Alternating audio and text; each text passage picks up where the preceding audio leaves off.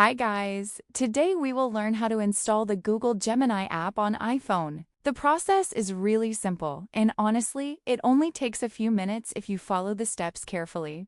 So without wasting any time, let's start the tutorial.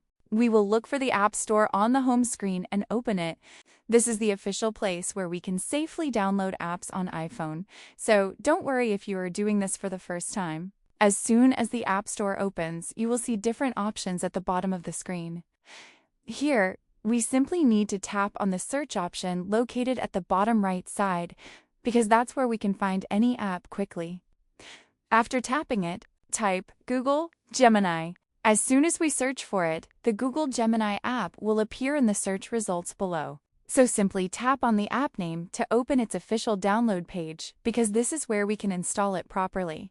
After opening the app page, you will see either a Get button or an Open button beside the app. For me, it shows Open because the app is already installed on my iPhone. But if you have not installed it before, you will see the Get option instead. So simply tap on Get, and your iPhone may ask for your Apple ID password, Face ID, or Touch ID for verification.